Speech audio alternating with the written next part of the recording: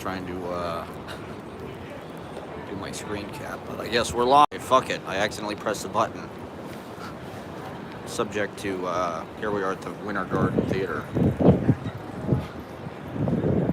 I'm of the Back to the Future musical. There's 3 Huey Lewis musicals on Broadway right now as we speak. If that isn't an indication of generational wealth, I don't know what is. There's enough buying power to support 3 Huey Lewis musicals. And of course, what makes it greater theater? We all know. I mean, I was a theater major, theater in English, right? Aristophanes, the bedrock, the foundation of Western theater, Western civilization. Huey Lewis and the News, of course. I'm glad to see that, the American theater is alive and well with the Robert Zemeckis adaptations. Yeah, so I haven't been live streaming this week. I don't know, I just needed a break, I guess. I wasn't really feeling it. Well, it's kind of taken a downturn, right? Like, Zoe Deschanel. The weather's been kind of crappy. And, I don't know if...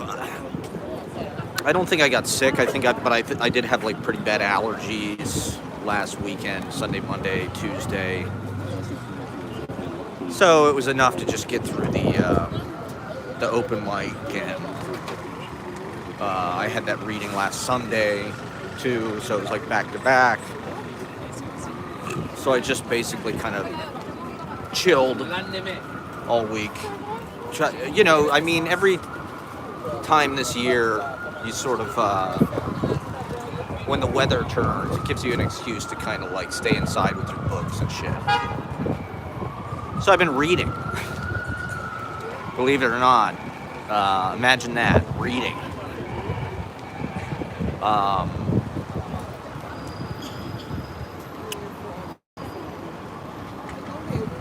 there was a Taco Bell in the Brill Building. This was a Taco Bell, I think. There was a Taco Bell in the Brill Building. I was going to put it in my poem. But, I guess not anymore. Just feels what does it say that even Sparrow and Taco Bell are going out of business? We might be really fucked. That's when the economy really shuts down. When the things really collapse. It's when Taco Bell and Sparrow go out of business. When McDonald's go out of business, then we'll be worried. That was Caroline's. Now it's a ping pong bar. So it was a legendary comedy club. Now it's a indoor pickleball for yuppies. This is closed. What the fuck? See, this is what I'm running for mayor of New York. That's why I'm doing this live stream. I'm here to announce my candidacy. I think I would be a great mayor of New York. I definitely could do it as good as Eric Adams, for Christ's sake. The P. Diddy of mayors. Well, at least they're not playing fucking Alicia Keys. That's all I ever hear in this part of town is Alicia Keys fucking chorus to Empire State of Mind. Yeah, I'm running for New York. The P. Diddy of mayors. We got the P. Diddy of mayors. I would be a great mayor. I would be a great New York City mayor. I am perfect. It's the job I was meant for. Be New York City mayor. I'd be like Jimmy. Who was the guy in the 20s? Jimmy Walker. Bring that back. I mean, I guess Eric Adams is sort of a Jimmy Walker. Because he just partied and he was corrupt. And he was a good time, but he was Bo James, right? The Bob Hope movie. Giorgio Rosa hit me to that. There's this Bob Hope movie, Bo James. It's probably aired on Turner Classic Movies and shit. It's like a Turner Classic... It's Turner Classic Movies coded. Oh yeah, apparently Turner Classic Movies is failing because people are cutting their cable. So one of the best, probably the best reason, honestly, to have cable is Turner Classic Movies. I mean, Jesus Christ. It really is an important institution, but who knows how much longer it will be with us.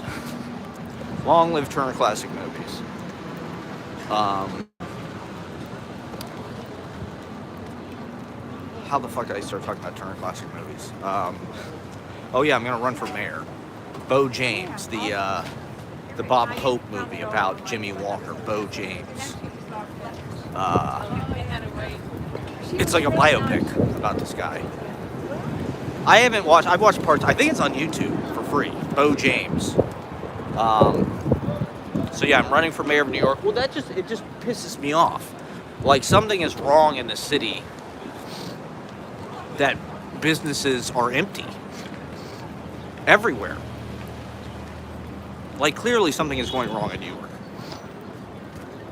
and they need a tough mayor with some solutions who can take care of business. I think I would be perfect for the job. So I'm running for mayor of New York, everybody. Vote for me. Hey, I did an open mic. I'll run the city just like I run the open mic, okay? You'll see success. You'll see a flourishing of the underclasses. And a real community. You'll see a real sense of community again, okay? See, look how blown out that is. That drives me nuts, man. It's like, this would be a pretty good shot if it wasn't so fucking blown out. You can't even see the background.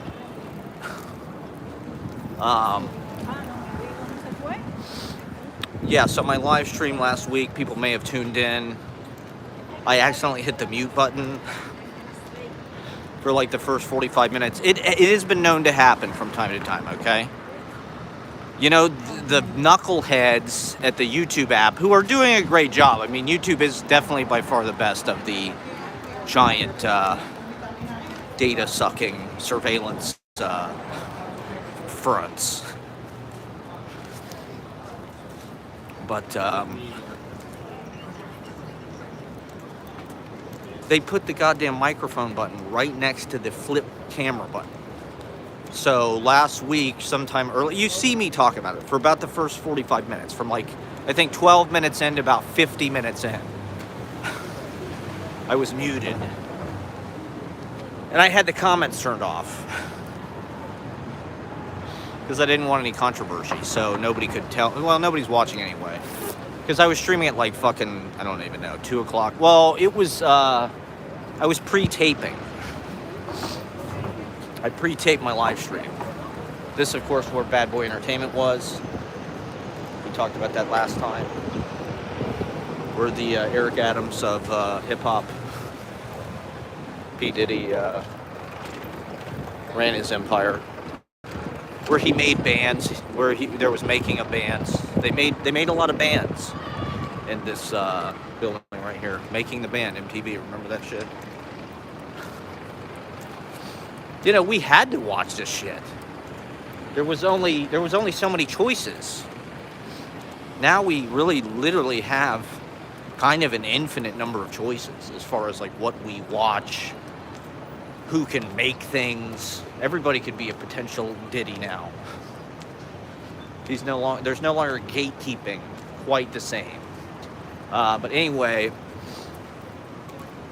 yeah, so my live stream last week, I don't know, it was nice. It was a nice day like this. It was basically the same, so I'm remaking my live stream. This is a reboot of last week's live stream. I'm gonna keep an eye on the fucking microphone, just to make sure I don't press the fucking mute button. But,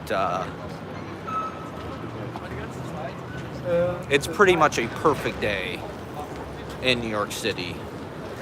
So I wanted to go to the park and just enjoy it. You know, I mean, in this time of year, it's like you kind of have to be in Central Park. Every week, I'm sort of anticipating the leaves. It's a foliage report. This is live foliage footage. We're going to take you straight to the leaves. So we're seeing where they're at. They're looking kind of yellow.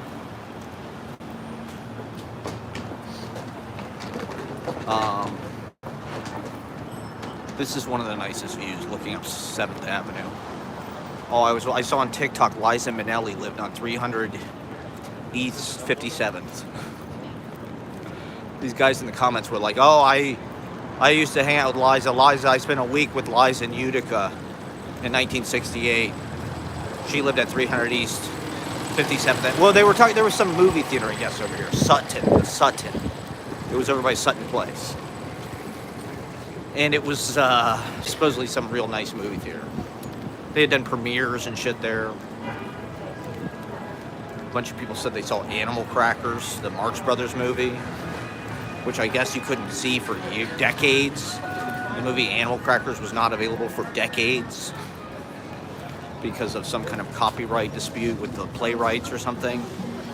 And so when they cleared that up in the 70s, they held a premiere at this theater, some fucking place over here. I don't know. Could you imagine if so I don't know, the algorithm has gotten its tentacles deep into my, recesses of my fantasies, because it's like, well, first of all, the picture was like Sutton Theater, which it looks kind of like that Paris Theater. It's like this very nice kind of like neon electric marquee, and on the marquee they're showing Heartbeat, Nick Nolte in Heartbeat, which we watched that a few months ago. It's an obscure movie. John Hurd from Home Alone and After Hours and The Sopranos, and he's a great actor. He plays Kerouac. I think I remember it being a good movie. It's a little like suburban. A lot of it's like about living in the how the kind of city hip culture versus the kind of like suburban conformity, prefabricated homes post-war. We're in fucking Carnegie Hall here. We're in front of Carnegie Hall, everybody. See, I'm kind of doing the same fucking route I did last week. There's the goddamn, I talked about this apartment building,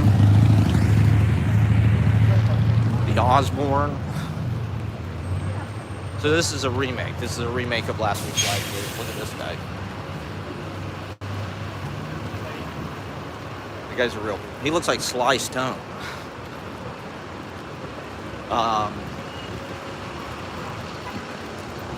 Yeah, so it's like the algorithm had figured out, okay, it's this Heartbeat movie.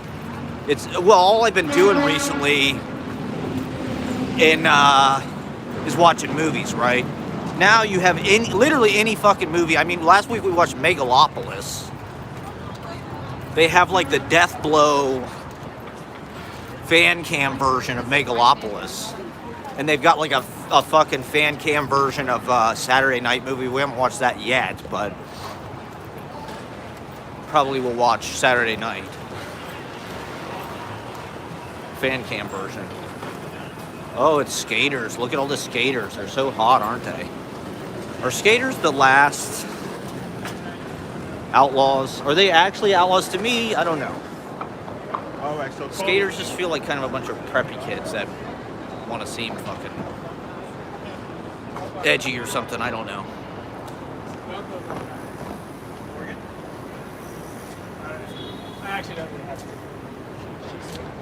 Like rich kids that want to seem gritty or something. But they seem to be like the one male subculture that like people can agree on. Like, ooh, skaters are cool. Skaters are hot.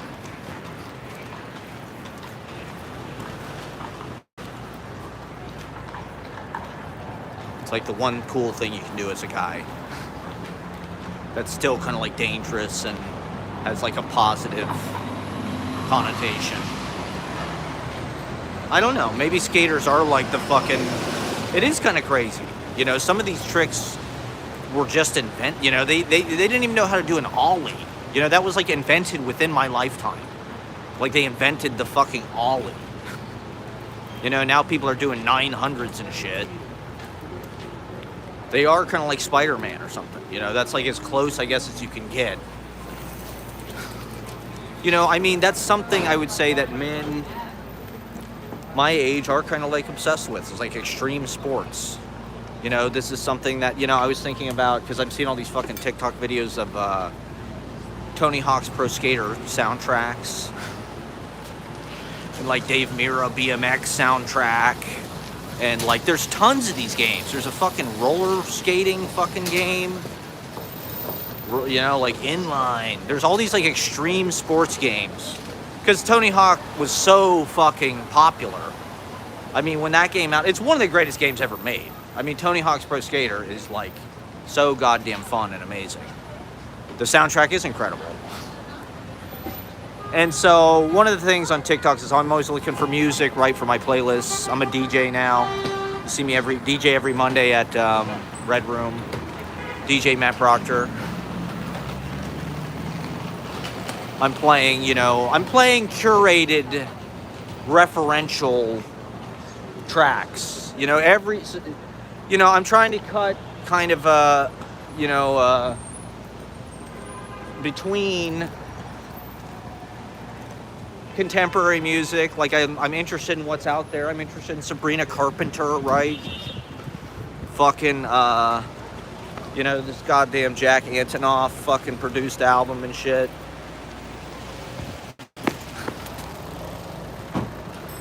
Okay, because you have to. I mean, I don't know. I mean, at what point do you let go of that stuff? At what point do you try to stop being, do you stop care about being cool? Is it when you turn 40? You know, it's almost like you're not supposed to listen to this stuff. It's like kind of, you know, like even being on TikTok for somebody my age is questionable.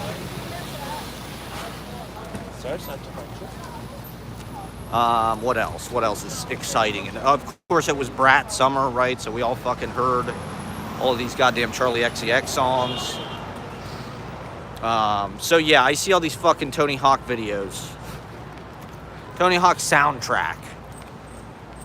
I don't know. I think that's like music at this point, right? Goldfinger Superman. That's like dad music. Look at the majestic horse drinking from the water. This is real poetry right here. Scenes of the city live.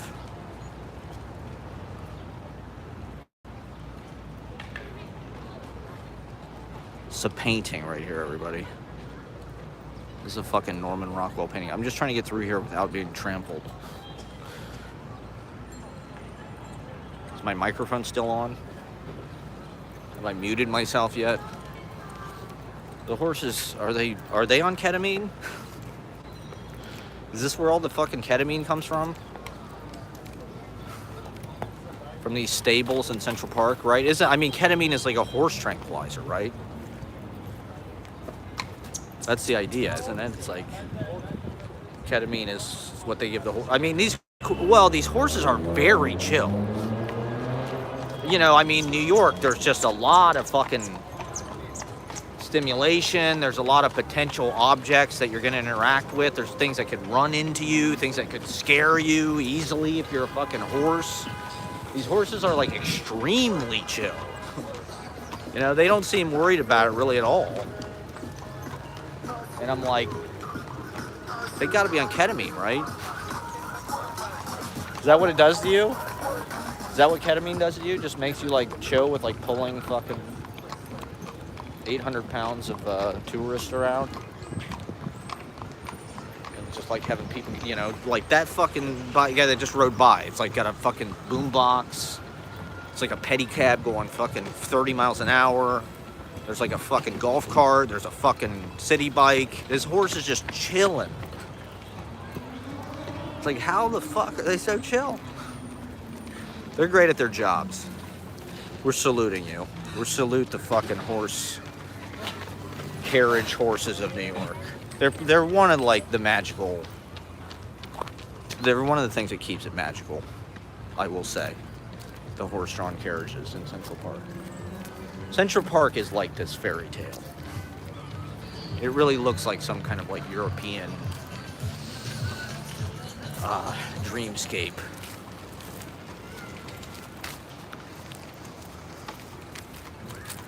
Like they imported like a Grimm fairy tale or something, or Hans Christian Andersen.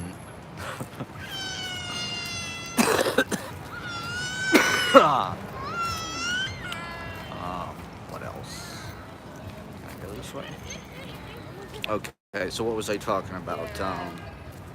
Well, I do want to talk about Megalopolis. I need to rewatch it, but that is one of the things I'm going to talk about in this broadcast. Megalopolis. Yeah, I don't know. I mean, it's weird to think that you used to have to go to a movie theater to even see a fucking movie. Or to see, you know, like, I mean, that was one of the things that was, like, glamorous or whatever about New York when I was a kid, before the internet just made everything everywhere for free, basically, media-wise. New York was like, they had these repertory theaters where they'd show fucking classic movies. You know, they're all over the New Yorker Theater or fucking Bleecker Street Theater or the IFC, which used to be called something else probably. I didn't even know about a place like Anthology, or, you know, now there's Metrograph. You know, and there still is. There is like a great, like, movie-going fucking culture in New York. It actually is like totally a scene. It's you know, it's as sexy to be involved in filmmaking in New York City as anything. And go to fucking premieres at the Roxy, or see some Sean William Scott fucking like curated screening. I don't know. Does Central Park just look like every other fucking thing? Does it just look like every other place when it's on live stream YouTube? These Central Park live streams are like some of my favorite to make, because I think... I didn't say, you know, all that yet. I said I'm going to be back in the city in an hour or two. What are you talking about? Look at that. Look at those leaves. Beautiful yellows. See, that's what I mean. Like these bridges and shit feel like very like magical and fairy tale like, almost, in a way.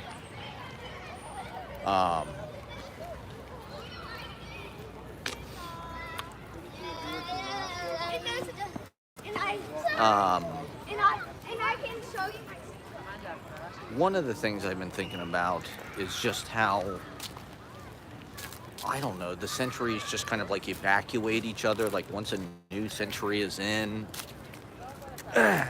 Or, you know, I was looking at this Carl Sandburg, The People Yes, before I got on. And a lot, you know, he's from Illinois. He's kind of famous,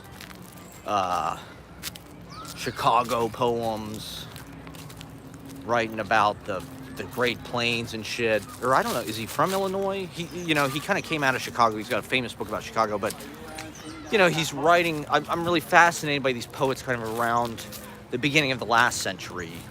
American poet, Vachel Lindsay or Edgar Arlington Robinson, or Carl Sandburg particularly has this book, The People Yes, which is this kind of polyphonic chorus of American kind of patter.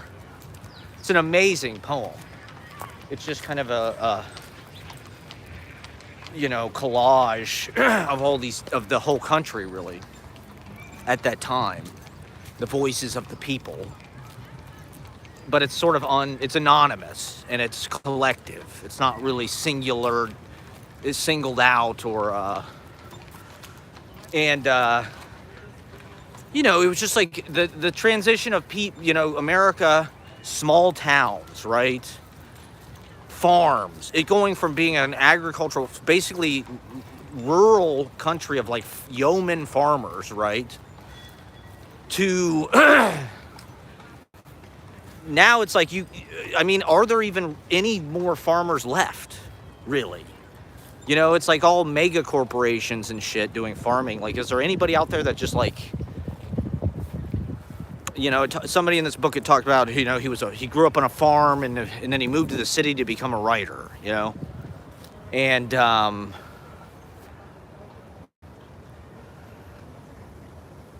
it's still kind of like that. But, I I feel like the 20th century, right? There's like this song, "How you gonna keep them down on the farm," right? My dad talks about this. How you gonna keep them down on the farm after they saw Gay Paris? The idea being, with the First World War, you know, America was an essentially rural country full of yeoman farmer types. And the war brought all these guys into the army, this kind of mass government fucking thing, took them to Europe, right, where they were in Paris, wherever, you know, they came through New York, probably on their way there. And the idea is they assimilated to, like, city life. And so they didn't want to live in the rural, unexciting kind of small town. This was another thing I was reading about. You know, around that era, there were these, like, novels of, like, small town, like Winesburg, Ohio, right? I guess maybe small town life was maybe more normal. You know, those towns seem like maybe they thrived in the 19th century. You know, now they seem like they're kind of in the past, or like, maybe a lot of America feels like that, I guess. You know, there's like the Rust Belt. It's like, well, the heyday of the Rust Belt was like when it made shit, when they manufactured shit. You know, a lot of these towns, they really exploded, what, like in the 1800s, right?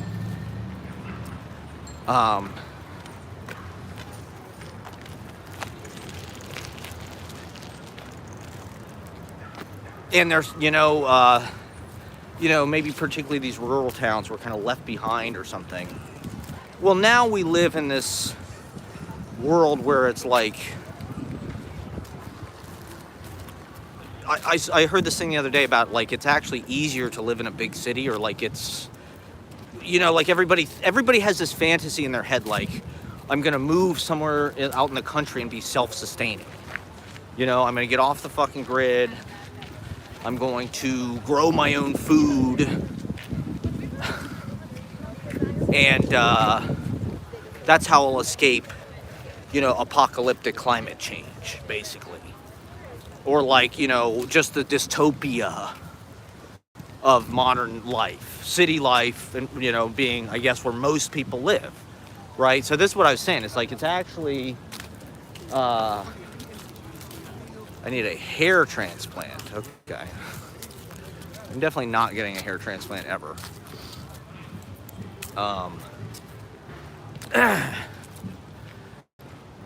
Bro, you need to get a life.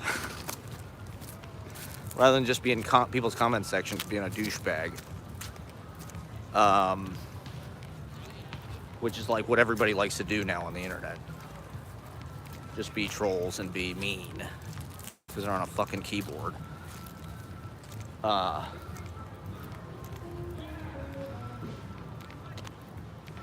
Any case,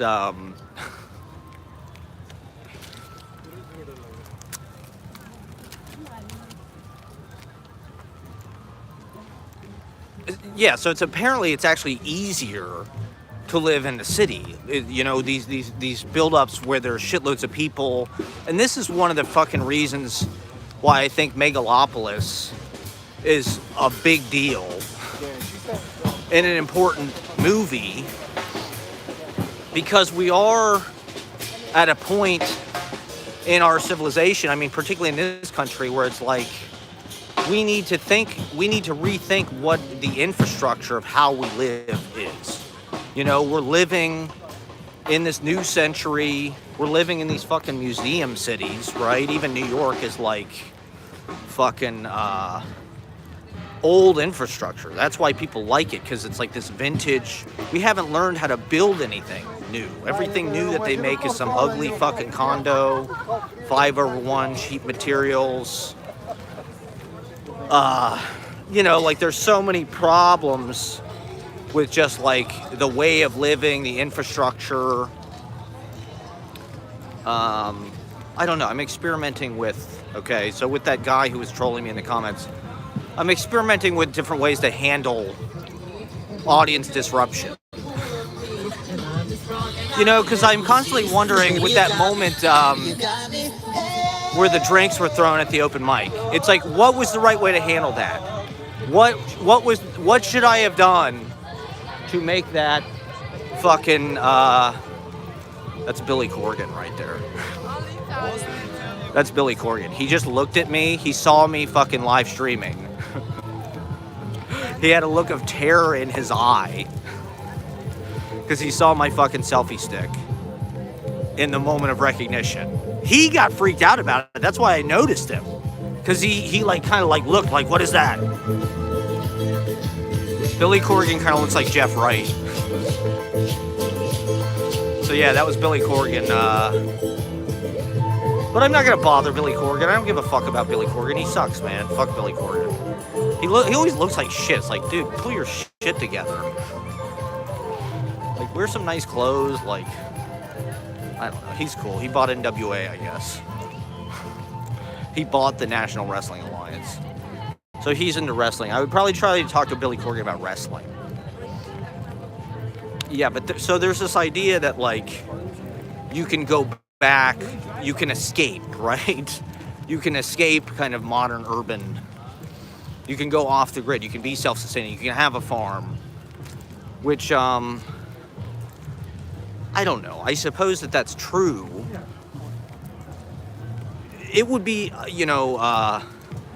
well, part of the point of what this lady was making was, it's actually much harder to feed 8 billion people in these, like, small, self-sustained farm, like you grow fucking permaculture or whatever, right? You have a garden. It's actually easier to feed people the way that we do it now, which is like with these giant farms.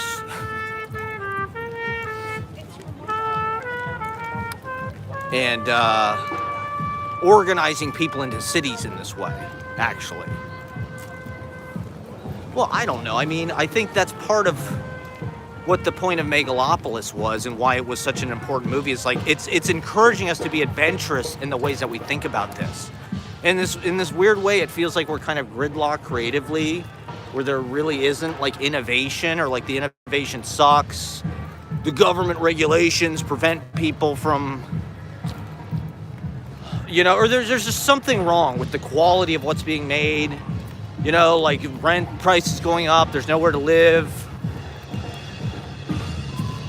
And, urban design, urban planning, the rhythms of how people gather and live and, go about their kind of day-to-day lives is a very, people in this country don't really realize how important that is.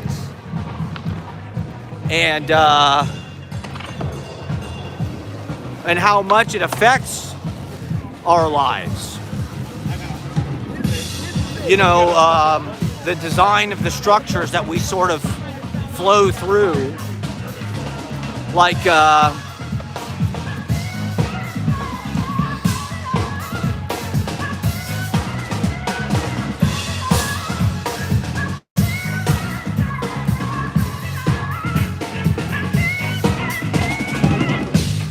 and this is like a big crisis. This is my obsession. It's just like, most of America, right, is car-centric. The whole fucking city is based on freeways, parking, gasoline, oil, selling cars. And, you're just forced into this single-use zoning, single-family house, suburban, kind of automobile-based way of life. This is one of the reasons, Megalopolis, of course, based in New York, or like, takes place in New York, this sort of fictionalized version of New York. Next door. You're right, you we didn't get shot.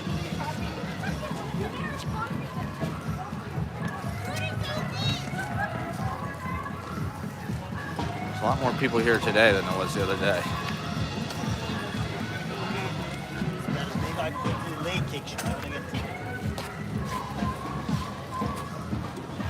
Just leave this here for a sec.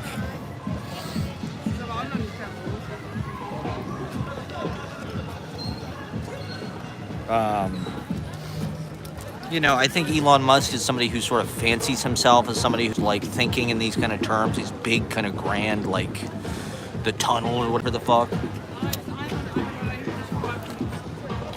But he's a fucking moron.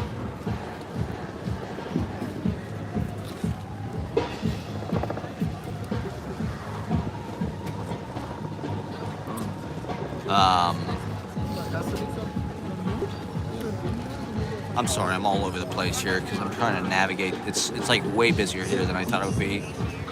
And it's just beautiful. I mean, what a beautiful day.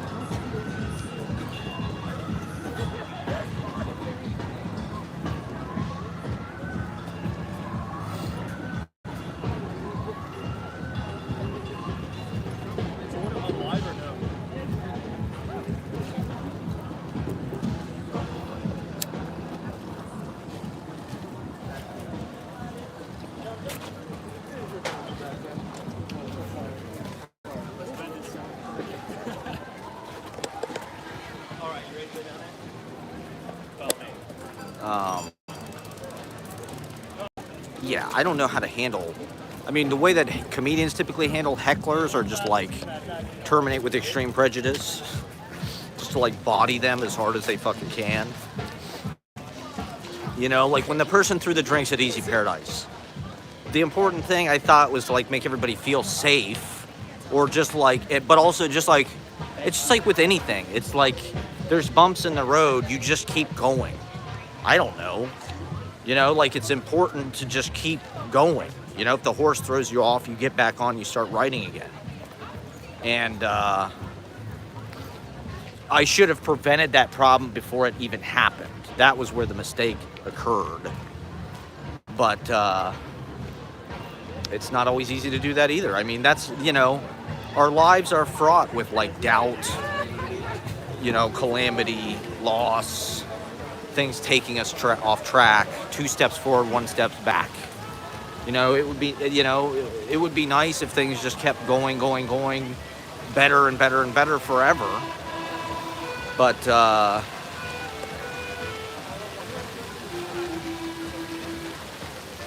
that's just not realistic. That's not how life is.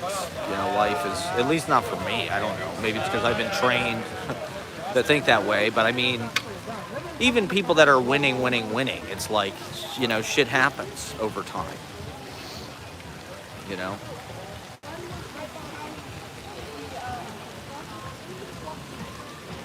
And you just got to keep going.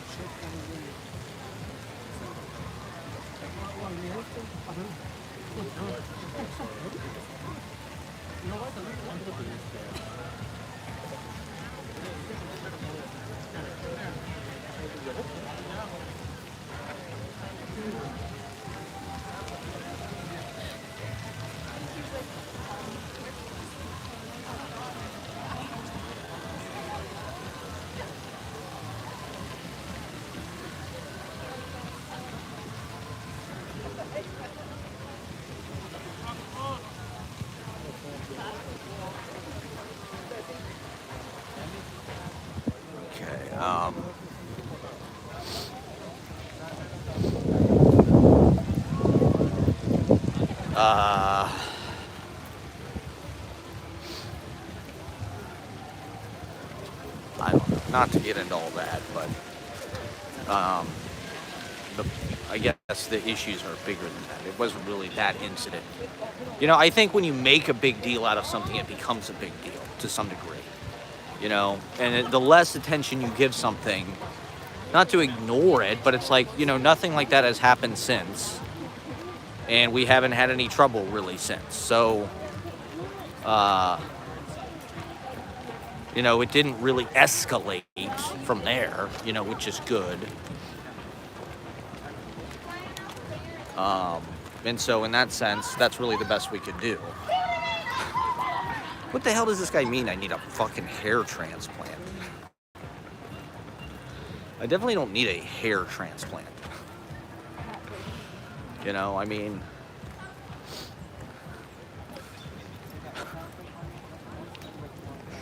you know, of all the things I'm insecure about, my hair is not totally one of... I mean, I'm sort of worried, you know, because as you get older, you know, things do sort of like thin out.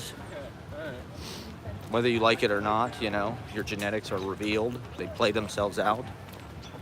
And,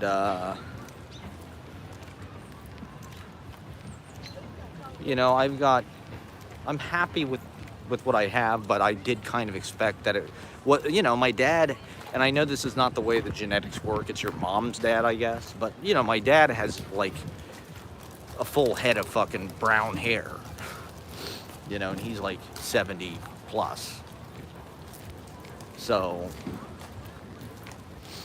it's not really something, you know, knock wood, I'm that, of all the, you know, of all the genetic deficiencies and shortcomings. I don't think I need you know, have you seen a fucking hair transplant? You're talking about hair plugs? Are you advising that I get hair plugs? This guy could be on the fucking loop, I mean, I think.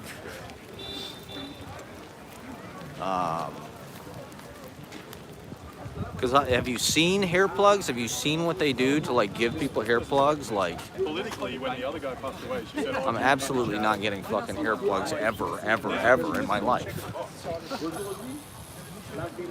God, how do we get across this fucking... I should just take a few days off. Just be like, okay. You know, I don't care what happens. I'll be one of these guys. I'll shave my head or whatever. I'll be one of those guys. Before I get fucking hair plugs. I don't even care if I was rich. Have you seen what they do? Any kind of fucking cutting your skin and pulling it and, you know, no thank you. I'm all natural. I'm a naturalist when it comes to most things. I don't even take a shower anymore. That often. Only once every, you know. I'm like Mila Kunis and they don't bathe their children. It's a scam. It's a lobby. It's a big lobby. Big shampoo. Look at what they put in these fucking shampoos. And these and all these fucking products. It's crazy. It's all like fucking metal, iron, phosphide, oxide, sulfide, chlorofluoro. I'm not putting that in my fucking body, okay? No thank you. Human beings evolved over thousands of fucking years. Alright, here we are. Look at this beauty. How fucking Catcher in the Rye coated is this?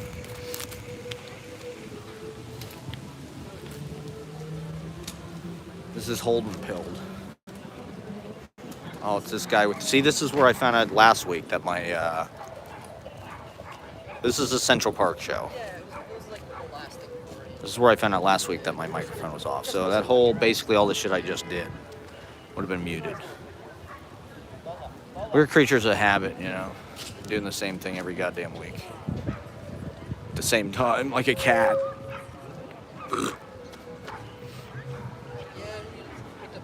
It's just too beautiful over here. It's just too fucking nice. So was I mean to the guy? I don't know. I mean, why do people do this? Why is our fucking culture so mean? I blame Trump, to be honest. Like, these fucking assholes were out there, but now with Trump, it's like they all come out of the fucking woodwork. I guess the internet, I don't know. The internet, they were always there. They're always in the comment section.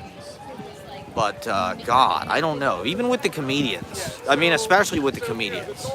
It's never ceases to be startling how mean they are and how unfunny and sad they are. You know? And if you're gonna be unfunny and sad, like, why are you gonna be mean? Like, you're a fucking piece of shit. I had multiple comedians attack me this Monday. I was all over the place. I mean, this Monday, I thought it was fun. I thought it was, but I had, like I said, I was kind of sick. I wasn't sick, but I had like allergies. So I really wasn't feeling that great.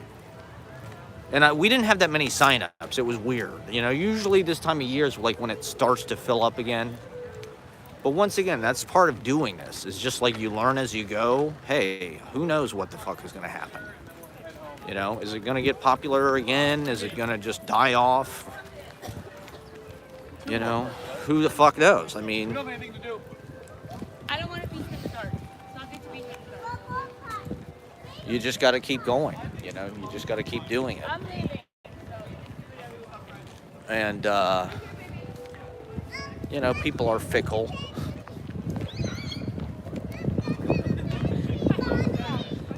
But it's also beyond your control. There's economic fucking circumstances. There's fucking cultural things that shift. Yeah, so this Monday at the open mic, I didn't have any plan for what I was going to do at the beginning, which is not that uncommon. I usually don't have a plan. But, God, there's going to be all kind of people over here.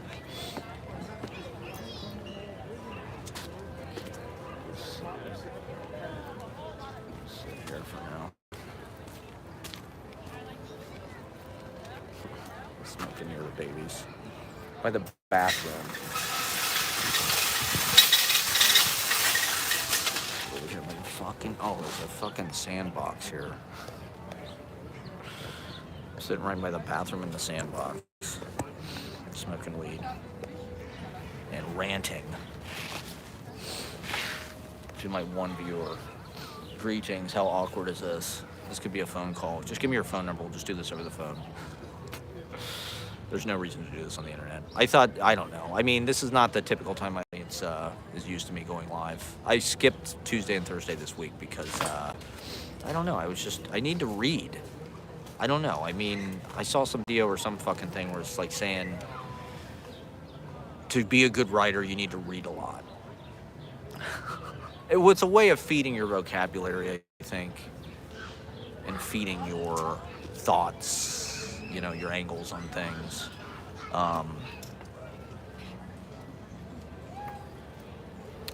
Just doing a little self-check here in my little compact. Okay.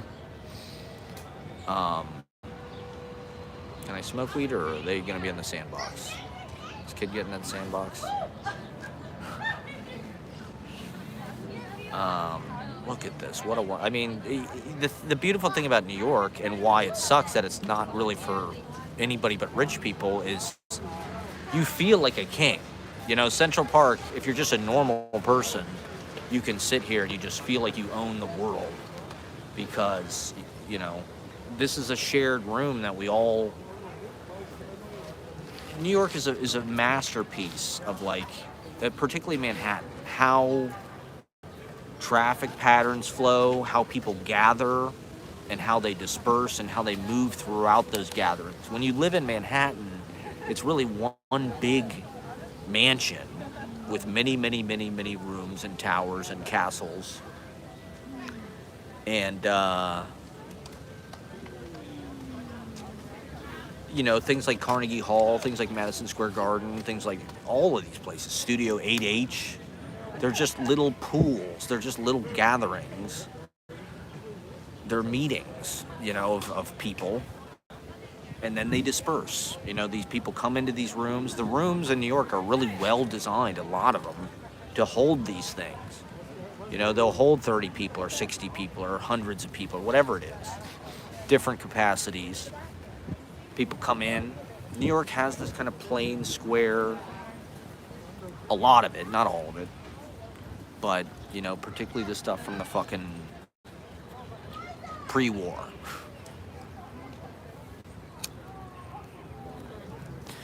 You know, these wars really, like, destroyed and refashioned our fucking society. You know, it's interesting that in New York there is this distinction, like, pre-war, because it is an indication that just everything changed. The building, why do people want pre-war? Pre-war is better. You know, the wars made everything cheap, throwaway, disposable.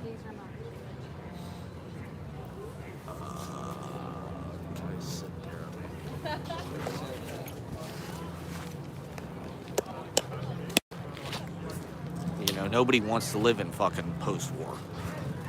People want pre-war. Oh. Let me get into this. Oh, the chicken song, great. All right, here we are again. So this is my live Sunday afternoon. You know, my live streams are migratory, okay? I'm like a bird. It's like however the weather changes, that dictates my traffic patterns. So, you know, it's getting cold, so we got to figure out what the hell we're going to do all winter. I've been live streaming outside during the day, and so we'll probably go back to late night, which is where the audience is. You know, nobody's going to watch on a Friday afternoon.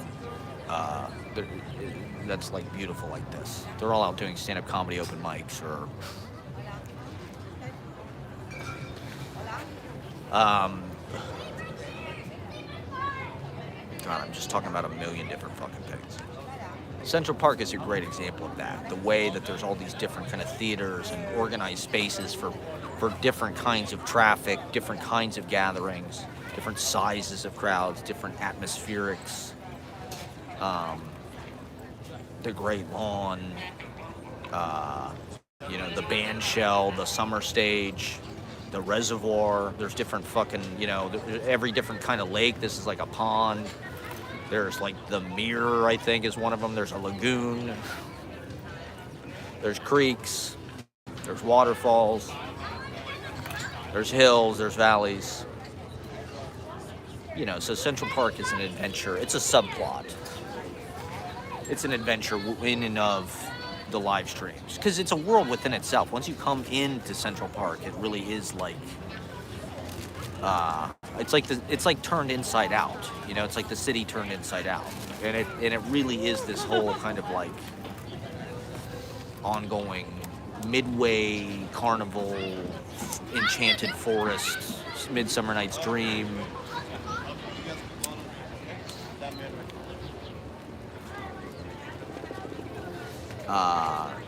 You know, Wordsworth's Prelude, kind of like saunter,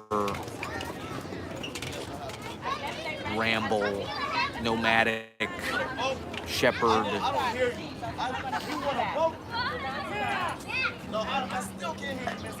Instead of buildings, there's trees. But they're really all one thing, you know. The tree. That's one of the nice things about Central Park. Is like it takes the nature within kind of the womb of the city, and it's kind of like the city's version of nature, the city doing like, you know, because Central Park is sort of impacted and stamped with civilization throughout. I mean, it is artificial. It is a simulation. It's an arrangement. It is like a urban landscape design, like a golf course. And, you know, there's little fucking... This was not, like, so much of a business. You know, this whole Payne Quotidian thing was not really here. But, you know, there's little fucking Tavern on the Green and the Swiss Cottage and all these little buildings and interiors within the Magic Forest. Like in Zelda, right? Remember in Zelda, you've got Kakariko Village. You know, Zelda, that's one where I loved certain video games, like SimCity most obviously, but Zelda, any kind of top-down, you have that kind of God view on civilization, and you could see the urban planning, really. You know, Zelda is just like a map. And you're seeing it like, here's the houses, chickens, here's the shopkeeper, here's the... And then you go out of the town into the Magic Woods. That's where the Master Sword is. And that's, you know, there's animals there. There's magic. That, you know, it's Enchanted Forest. Shadows, the music of the wind and the leaves and all that kind of shit. And Nintendo did a really great job of programming that stuff into their video games. It gave us a point of reference as children out into the world, or at least we were already doing those things as children. It was just like, it was like a way of bringing that inside.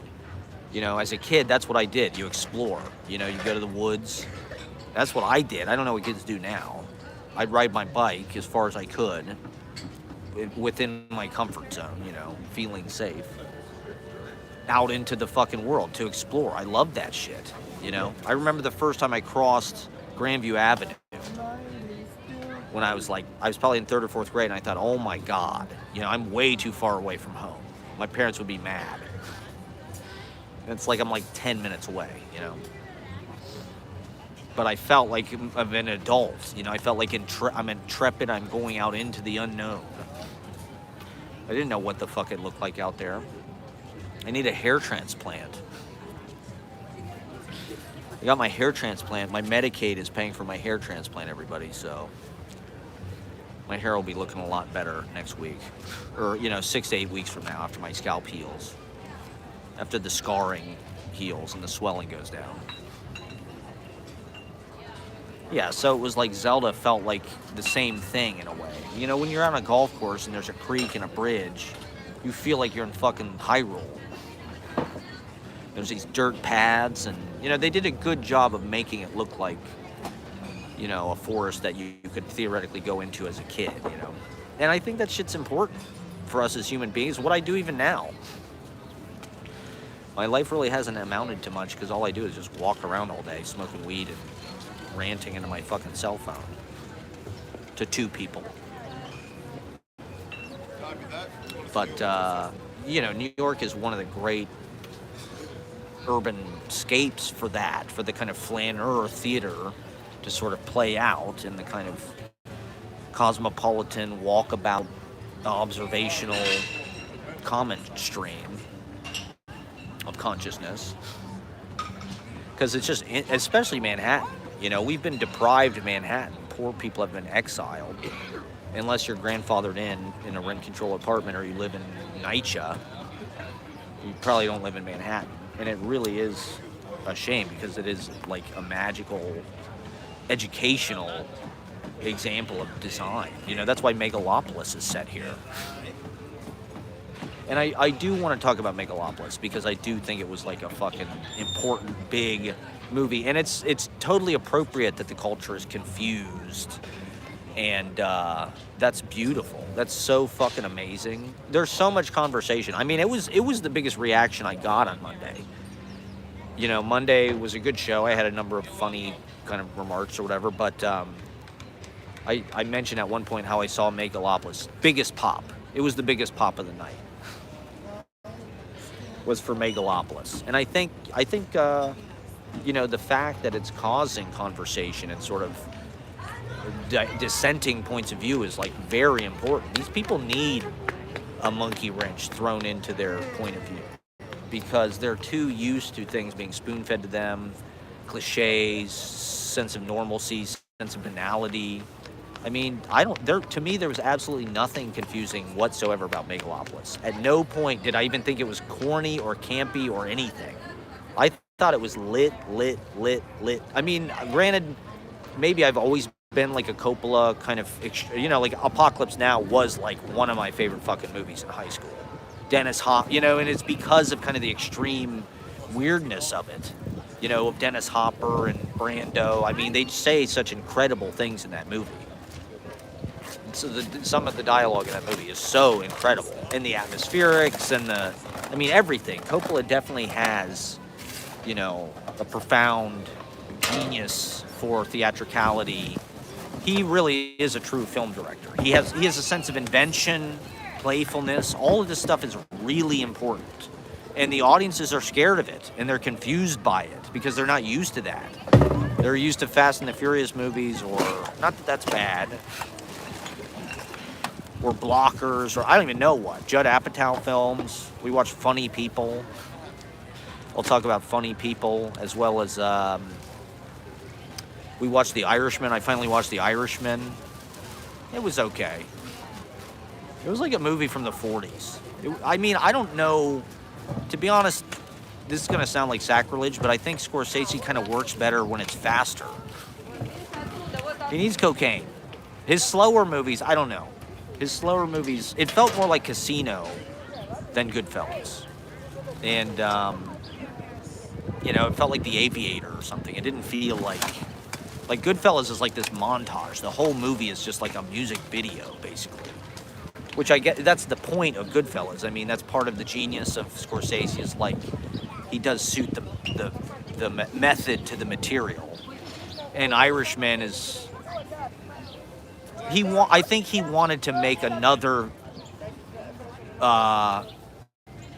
dimension to his gangster kind of storytelling. He wanted to do something without that kind of glamorous music video montage of life, kind of like Goodfellas, like completely glamorizes. You know, Henry Hill was a fucking loser. If you've ever seen him on Howard Stern, you know he's just like a gross loser. He's not Ray Liotta. But Goodfellas is like this unbelievable, like, oh my God. You know, how it's like me and my guy friends, that's all we do is quote Goodfellas and watch, you know. It was like how we fucking patterned our male friendships within our family and fucking. But the violence, right? Billy Bats and all that shit is very appealing. It's very like, or the Godfather's the same way. You know, the way that they kill people in The Godfather, the way that they whack people, the way that people get clipped. And this is something The Sopranos took from those films as well, was like, they're always coming up with these sort of trademark signature killings. You know, it's always some kind of interesting, you know, there's orange, you know, there's always something. The Godfather, there's the oranges, right? When Marlon Brando gets shot, there's the oranges. And that whole scene is like an unbelievable masterpiece of just like form. It's classic. It is absolutely, you know, I think that's a testament to the genius of Coppola, is he actually made these movies that like are incredibly popular and part of just like American family. You know, The Godfather's like, it's like the Bible or something. You know, it's like everybody knows the fucking Godfather. He teaches us about capitalism and America and family, and you never go against the family, you know? It's like proverbial. You know, everything in The Godfather is like quotable, and like you can live by the fucking Godfather. It's a sortus virginale. It's all in there, you know? And same with Godfather 2. Although I like the old sequences in The Godfather 2. I'm not as much into the Vegas stuff. I think some of the Vegas stuff, but like the way Mo Green gets shot, he gets shot through the eye. Or, you know, there's that montage at the end of The Godfather 1 where it's like his baby's getting baptized and they're killing, and he's moving and just killing everybody. He's making big moves. He's killing all the other bosses or whatever. And it's always so memorable, right? The way he fucking kills those guys in the restaurant. Michael pops his cherry. He probably killed people in the war. Michael's probably killed people before. You know, he's no stranger to killing people. He was in the fucking World War II. Like, Michael has killed people. He shot people in the head before. And that's kind of what The Irishman shows, right? The Irishman is sort of about Boomer, you know, from the war. The guys in World War II, he's sort of taught to kill by the government. He kills these fucking Germans, right? And so that kind of desensitizes him to it, and it just becomes a job. He paints houses, right? It's the most mundane. He's a teamster. He's in the union, right?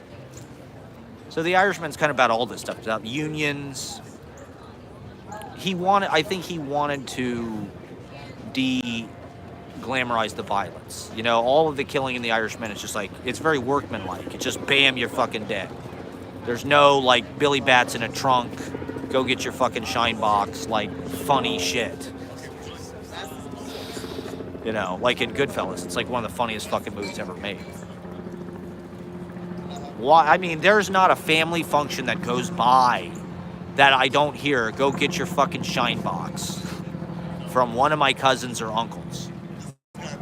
Somebody's going to talk about Billy Bats. Every single goddamn birthday, you know, Christmas, Thanksgiving, Easter, 4th of July, somebody's going to bring up fucking, go get your fucking shine box.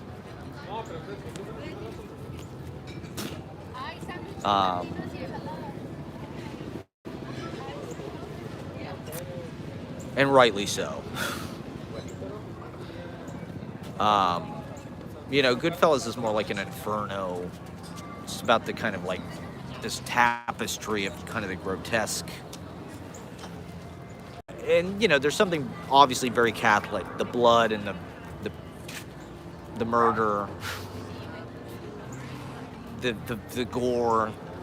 That's all like very like Passion of the Christ. I don't know. I think Scorsese is maybe like a secret conservative or something. He made like this documentary for Fox News about Jesus, and I forget what it was, but there was something in The Irishman that I was like, this is like kind of conservative or something. I don't know. Was it pro-union? Was The Irishman pro-union? I suppose it was.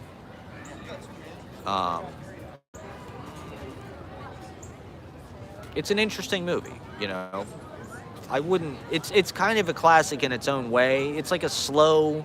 Like I said, it felt like a movie from the 40s, or it felt like Ozu or something. You know, like Scorsese made that movie Silence. I didn't see it, but it's like he's got this whole other side where he's got this kind of contemplative, like priest, right? He wanted to be a priest. And The Irishman seemed like it was kind of more in that. It wasn't like this sexy gangster casino, you know, putting a guy's head in a vice. Or beating him to death with a baseball bat in a fucking cornfield. Burying him alive with his brother. You know, like, you remember all that shit. There was nothing really like that in The Irishman. Where you're like, oh my God, that's gonna affect me the rest of my life. Seeing Joe Pesci getting beaten to death with it. I remember the first time I saw that. I saw it like on USA. It was on cable.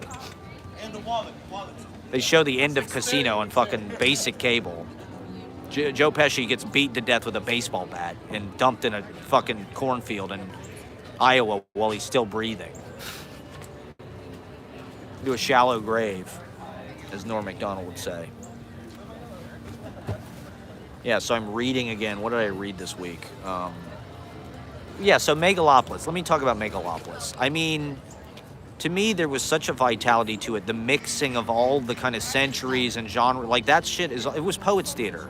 Completely. You know, it's like, it reminded me of Titus. It was a lot like the Julie Taymor Titus movie. It had similar kind of like fucking visuals to fucking Titus. And it had kind of a similar like, you know, obviously it's like patterned on Rome and shit. You know, it's like, but that's also sort of a tracing of the modern day. You know, I mean, I think that movie couldn't come at a better time, actually. The way that our country is kind of on the precipice of collapsing, that's sort of what the movie's about, right? Is like empire collapse, how Rome collapsed. And,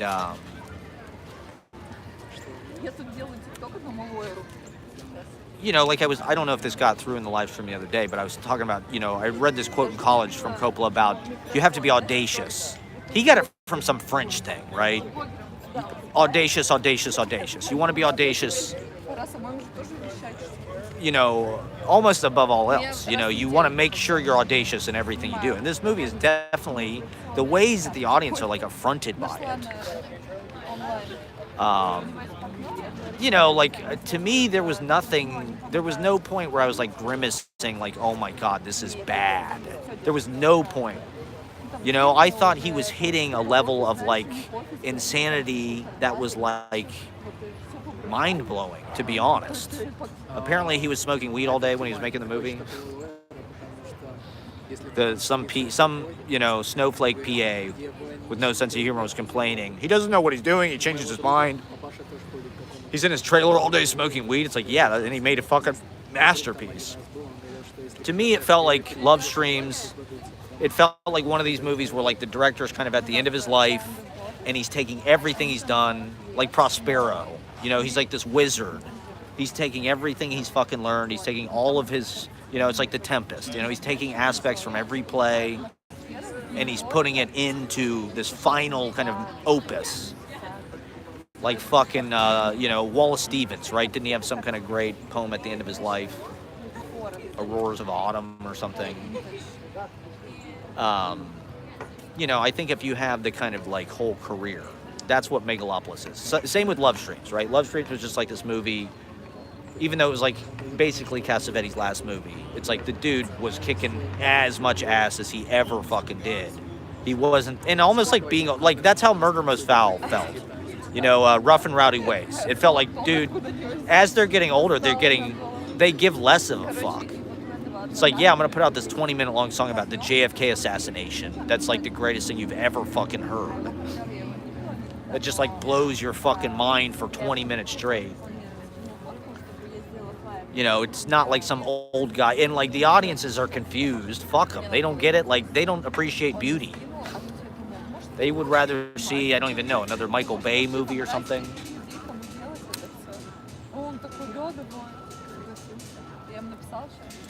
Like, you know, I get it. Your normie is going to be scared by that movie. They're not going to get it. To me, it was like Poets Theater. It felt like, you know, it wasn't as obnoxious as like The Wrong Ferrari, where like every line is kind of like this obnoxious, kind of like strained poetry. It felt like he was really ingenious about how he incorporated kind of modern colloquial dialogue. You know, for an old guy, to have a character called Wow Platinum, that's a pretty great fucking name. And the whole meme about you think you know, that gives you the right to plumb the riches of my Emersonian mind. Entitles me? Yes. Entitles me? Yes. Entitles me? Yes. That's amazing. You're not going to tell me that's not unbelievably amazing. I don't even look at that as like, wow, that's like Ed Wood, bad filmmaking. It's like, that is amazing. You know, like the fact that you've never seen anything like that before in a movie is what makes it great. I mean, granted, we watched this like bootleg copy. We didn't see like IMAX. So it's like, I didn't really get the whole visual dimension of it. Like it's, you know, I kind of got, it didn't really seem that, like people are like, oh, it's not like any other movie that's ever been made. It's like, I can kind of see that, but it's like Metropolis, right? It's like, it's a play on Metropolis for the 21st century. It's like his vision. It's like Robert Moses, you know, it's history. Like if you listen to Coppola, the dude is like a fucking really smart, like, he is a genius. I mean, he made the fucking Godfather and Apocalypse Now, which is like a very different movie. You know, like Apocalypse Now is very different than either one of the Godfather movies. And I haven't seen One from the Heart. Tucker, A Man in His Dream is a great movie. Jeff Bridges. That's also about something. It's about the automobile industry and innovation. How innovation gets crushed a lot of the time. When you're ahead of your time, people don't get it. That's what that whole movie's about. This guy makes this car that was like sort of way weird to people at the time, right? But it was kind of visionary. I haven't seen Jack. Well, I think I saw it maybe when I was a kid. I don't remember it being good. Or Tetro or any of that. I haven't seen any of his more recent. It would have been nice if Coppola had more of a career of just kind of directing studio to order stuff. You know, like he did a little bit of that, but he maybe could have done a little more. You know, it's like with Coppola, it seems like there's not quite as big of like a fucking body of work or whatever. It's like Apocalypse Now, the two Godfathers movies, and it's like, it's almost like he didn't even make another movie for fucking until Megalopolis in a way, you know? Although I think I saw Rumblefish a fucking few years ago, and Rumblefish was fucking amazing actually. I don't know why Rumblefish doesn't get more love. Like, it's Matt Dillon, and yeah, the cast is incredible. Mickey Rourke and fucking Dennis Hopper. You know, fucking, you know, that's another thing I love about Coppola is he understands Dennis Hopper, how to use Dennis Hopper. You know, he's got that kind of avant-garde insanity like David Lynch. To me, it's like Stravinsky, right? When Rites of Spring premiered, the audience went apeshit. They didn't understand what to do. They rejected it. You know, it caused this like animal rejection of just like, oh, we hate this. We rioted at the premiere of Rites of Spring. That's kind of what Megalopolis feels like. And so that's why I think it's the perfect movie for our culture. You know, it just throws this kind of LSD tab into the IMAX, illegal streaming platform at a point where America is like on the verge of crumbling, and there is this kind of like opulent Romanesque. You know, the Adam Driver character seemed like kind of like an Elon Musk. Or like we live in an era of people like that, you know, these people that want to be kind of global dictators and have taken all this power, and we're subject to the kind of whims of these like empirical giants, you know, super talls. And, I mean, Elon Musk is a fucking dunce and a piece of shit, but like, you know, there was this like era, there was this time in the public imagination where he was sort of thought that like he was a genius and he was going to be like this visionary innovator. The Adam Driver character actually is kind of this like good, sort of, I think. That's the impression I got. I have to see it again. You know what I mean? Like, I thought Shia LaBeouf was awesome. Shia LaBeouf was kind of playing the fucking, like off the wall, kind of like insane, just like X Factor. He's wearing all these weird wigs, and he was like a Trump type figure. He's like this, lustful, gangster. Doesn't he kills somebody or something, and him and Aubrey Plaza have this whole, I guess they wrote that scene. The scene where she sits on his face.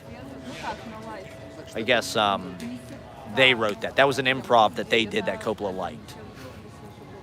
See, he's a hip guy. I think, like I said, he's got this fucking winery and shit. You know, he's had like multiple lives. He's not just a fucking, even though he made, many of the greatest films ever fucking made, universally acclaimed. There's not too many movies that are that popular and that critically acclaimed and won all the fucking awards.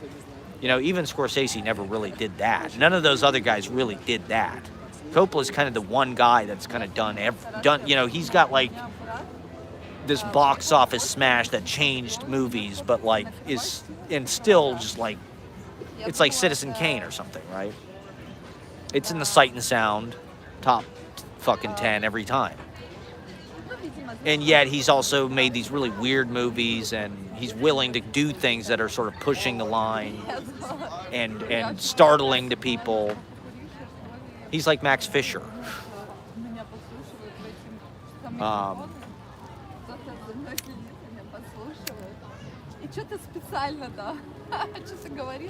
That's what makes him a director. Apparently, they shot this movie in Atlanta because there's all these studios down there now, and he just bought a motel. He's such a high roller. He's got his winery, so like he fucking like sold his. This is another thing I love about this story is like he put his money down on this. No studio would fund it. He fired his visual effects team because they didn't like see.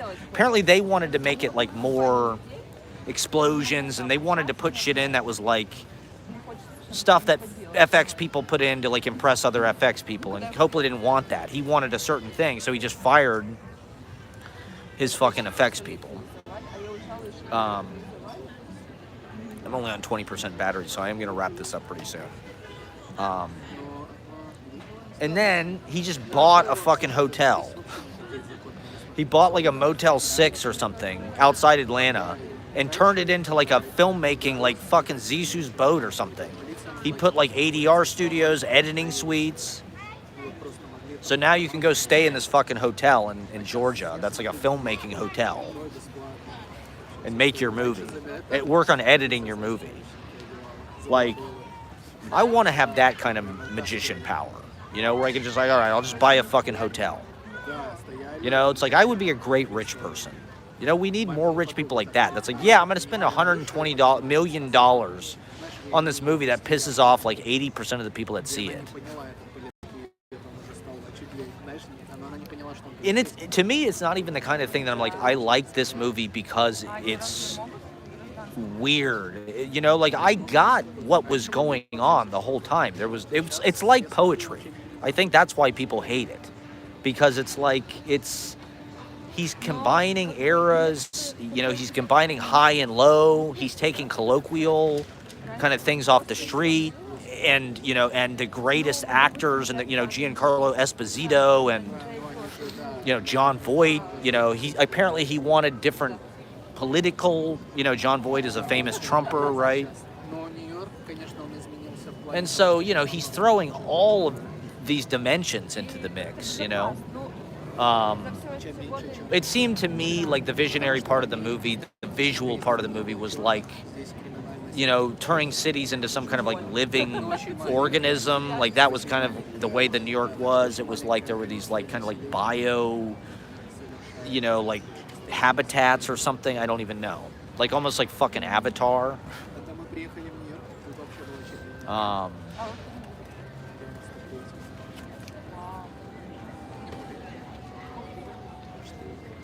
But to me, that's one of those movies. I immediately wanted to watch it again, actually. As soon as we got done watching it, I was like, I want to watch it again.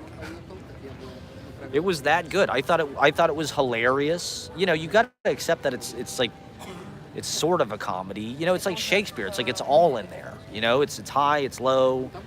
He's showing, you know, the government and these different, you know, Adam Driver gets shot by a kid. Spoiler alert, sorry, I didn't mean to. And then he has like this Vanilla Sky-esque kind of regeneration. It kind of had a Vanilla Sky. There was like a little, it kind of looked like Vanilla Sky. I mean, to me, okay, in my lifetime, there's been a few movies that came out, well, particularly when I was in New York. Just being in New York, you feel the impact of these movies. I don't know, because there's so many industry people here, just like the movie theaters treat them with a kind of, you know, like I hear people talking about this movie. I hear smart, artistic people, young people talking about this movie, you know. There's buzz, right? And in my time in New York, the first summer I was here, Tree of Life came out. And Tree of Life was like that. Tree of Life, it was like, holy shit. This movie kind of changed filmmaking, you know. It was almost like 2001 had fucking come out or something. Tree of Life, I really think, was the beginning of, like, vlogging, actually. And personal digital cinema. And then, like, a couple years after that, Boyhood came out. And Boyhood was, like, this huge, like, wow thing no one had ever seen before. It's like, oh, my God, the movie ages with the characters. It's, like, crazy. But that was, like, now we all are kind of doing that. We're all in this kind of like time lapse of like our Instagram page and our vlogs and our Facebook pictures. And so it's like that movie has become less impressive in a weird way. Even I haven't seen it in a few years, but like I feel like the culture has kind of caught up with it. And movies are like that, you know, a lot of times when some new splashy, everything is like that. You know, art is like that. You know, when some new splashy technology's like that, you kind of start to take it for granted. You know, some new thing comes out that no one has ever seen before, and it's like, wow, you know, blows everybody's mind. But then, you know, 10 years later, 20 years later, it's like the culture has kind of caught up and assimilated the technique or whatever. And suddenly, or it's passed it by, so it suddenly doesn't seem quite as startling or impressive or something. Boyhood kind of feels like that, maybe in a way. They got in ahead of, you know, personal documentation, but not that much ahead. Only like probably 10 years, 20, you know, maybe 15 years. And then Megalopolis feels like that. You know, I don't think there's been another movie since then that I can remember that just felt like, wow, this is like a big, you know, kind of like game-changing, you know, just kind of shakes the fucking, but it's, you know, I encourage people to see it, and you just have to, you know, I don't know. I can understand why it would irritate certain people. It was a lot like Southland Tales. Richard, who's the guy who made Donnie Darko? I don't know his name. we watched Southland Tales a few months ago, and Southland Tales is amazing.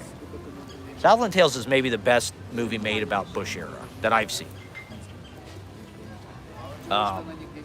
Just like the Fox News scroll, cable news, endless, fucking, war on terror, like info ticker running across the screen.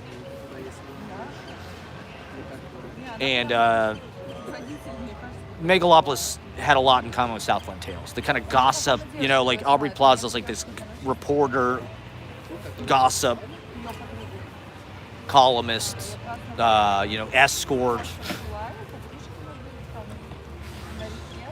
Who's, but like, it felt like a Fellini movie in certain ways. It's about these different worlds, and how they kind of intersect government, media.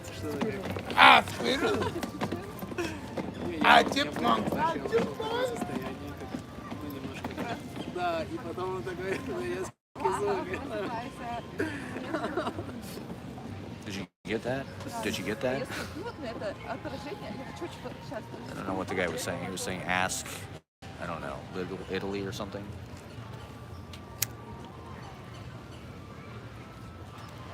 There's a lot more to say about Megalopolis. It's it's been almost a week since I've seen it, so the details are like a little bit foggy.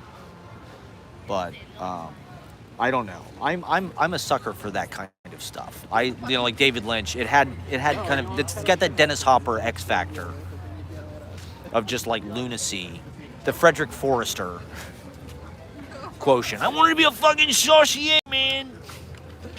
I just wanted to learn to fucking cook. I don't know. That shit is the funniest shit to me. Brando kind of had that too. Just like this insane, I guess that's performance art. Bringing performance art into this kind of like narrative that's more, I get why people are not able to handle Megalopolis, but it is sad because to me it is a lot like reading a poem or seeing like a surrealist play or something where it's like you're thinking it's more difficult than it is.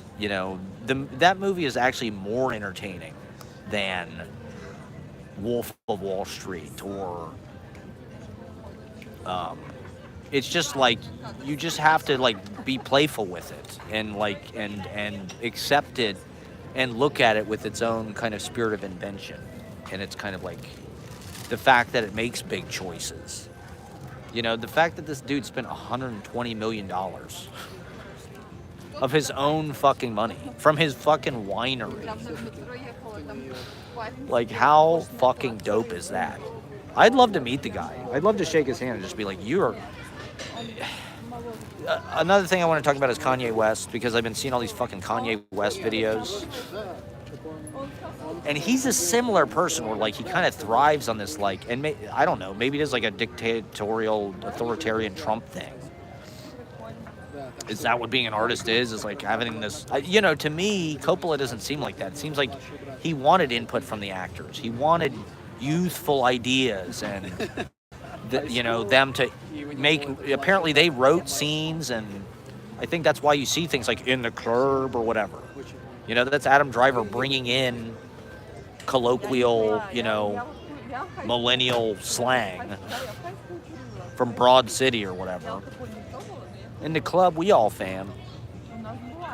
In the Club, we all fam. In the Club, we are all family. Are you racist?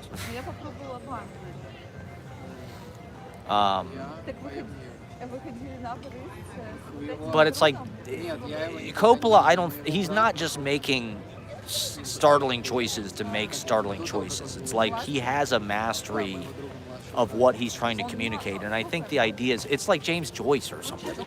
He's trying to put a lot of his concepts about how society should be into this movie that's like a fictional narrative, But the movie's really about how we need to rethink urban design, what cities look like, how we live, how we build going forward. Why has development in this country stagnated?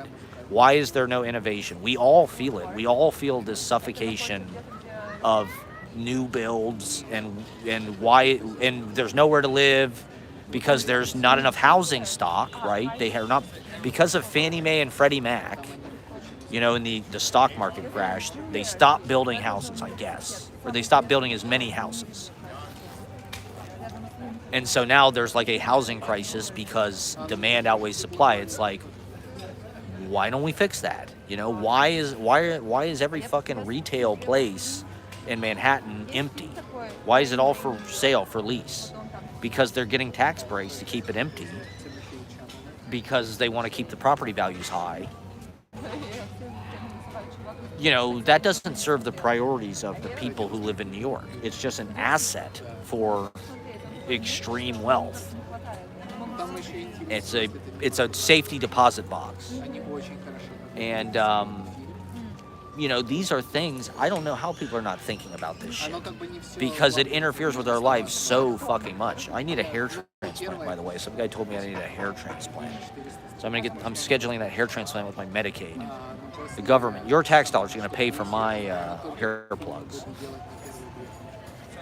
Just kidding. I would never do that.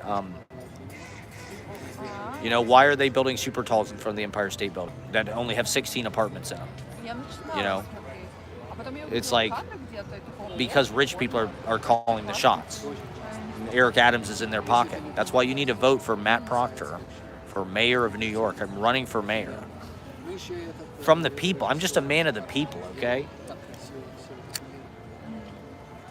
I'm not one of these real estate corrupt fat cats like Eric Adams. I'm not in bed with the developers. We're going to make things better for the poor people again. We're going to bring poor people back to New York. Make New York affordable again. I mean, the rent is too damn high, guy. That guy was, you know, why didn't we listen? He was crying out. Why didn't they listen? Apparently rent has gone up by like 30 or 40% since the pandemic. And so, you know, Megalopolis plays into all of this stuff. The end of the American empire, media going insane, these kind of megalomaniacal political figures and world makers or breakers. In a certain way, the 20th century was a more democratic time, conversely. Even though more people can post and put shit out now, it's like life was better for more people, maybe. I don't know. There was more of a public infrastructure than an innovation and so I think this movie should spur on conversation about these things, you know. Get The Power Broker about Robert Moses. Get fucking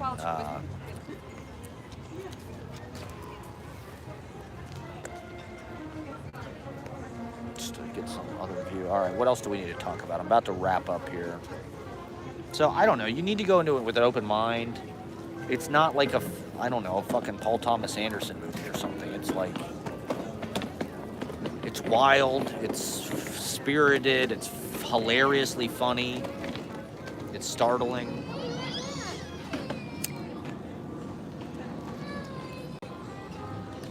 It's full of life and vitality. Elon Vitale. All right. Well, I'm on 10% battery, so thank you guys for watching. Let me just check my notes real fast, see if there's anything else. You know, I've got the next, so I probably will be live streaming more. I've got the next few weeks. I've got a little bit of time, so let me just check my notes here. This has been my one stream this week. Adam S., the man. Did you see Megalopolis? What are your thoughts? Oh, God, okay. Thoughts on Megalopolis from Adam S. Check it out. It's online. It's available. I don't know. I'll probably be back on next week. Like I said, I had allergies this week, so I was just like not. And I don't know. I mean, all I do is watch movies or go live, so I just needed some. Adam S. refuses to watch Megalopolis. Controversial take. Why is that? Why do you refuse to watch it? It's got Aubrey Plaza. Looks like crap. Okay. Okay. Well, see, most people thought it was crap. But, you know, I don't know. For certain people, it was lit as hell.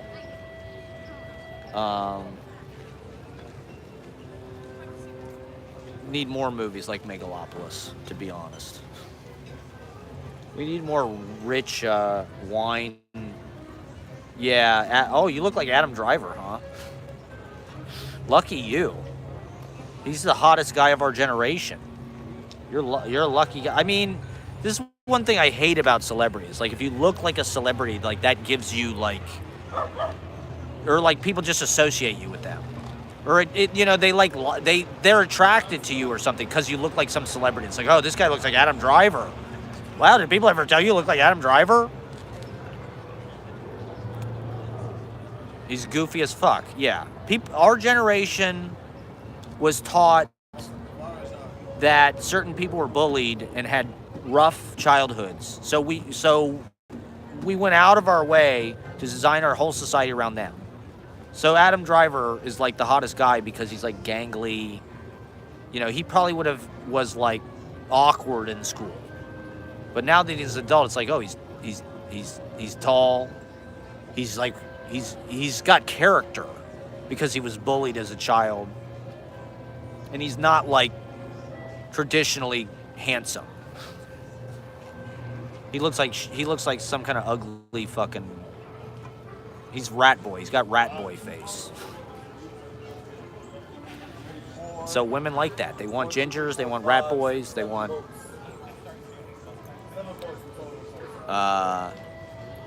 they want everything but good-looking guys. So, I don't know. Yeah, I get it. I don't like Adam Driver that much either. I mean, I think he's... Like, I thought he was definitely good in Megalopolis. He was definitely the right person in Megalopolis. But my frustration with Adam Driver is, like, he basically got every part in every fucking movie. Once he was on Girls, all the lazy kind of legacy directors just decided, oh, this is the new guy. Jim Jarmusch is going to cast Adam Driver in every fucking movie. He's going to be in fucking Star Wars. He's going to be in fucking... every Noah Baumbach film, you know? It's like he's in fucking House of Gucci, he's in fucking Michael Mann fucking movies. It's like, Jesus Christ. Everybody wants to work with Adam Driver. Because he's the face of kind of like millennial... That's what our generation wanted, you know? They wanted Jesse Eisenberg and Adam Driver and Shia LaBeouf. These kind of non-traditional... He looks like some guy that plays Counter-Strike all day. In his basketball shorts. You know, he looks like a fucking gamer nerd.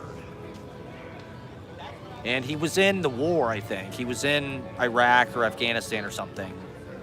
And so I think, you know, these legacy casting directors are sympathetic to shit like that. And, you know, I do think he's good. Like, don't get me wrong. I think he's good. But, like Patterson's the one that really irks me. It's like, I don't think he was really right for that. He's just in every fucking thing. It's like, I'm just jealous. I'm just jealous, you know, because Adam Driver has the career that I probably would have killed for as a theater, you know, as a film Criterion film school student in high school and college. But you know, the millennials decided to go a much lamer route. The millennials are like, I don't know, they're corny. They like guys with Marfans. Because we're infantilized by 9/11. We have complete Arrested Development because of 9/11. And so women want guys that are going to make them feel safe. These big ogre looking, like the pickle priest.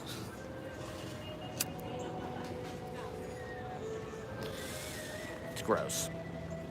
All right, well, anyway, thank you for watching. Fuck Adam. I mean, Adam Driver's all right. He's okay. It's just, he's good in Megalopolis. But I totally get it. You know, the more Adam Driver hate, the better. I'm glad somebody else doesn't like him.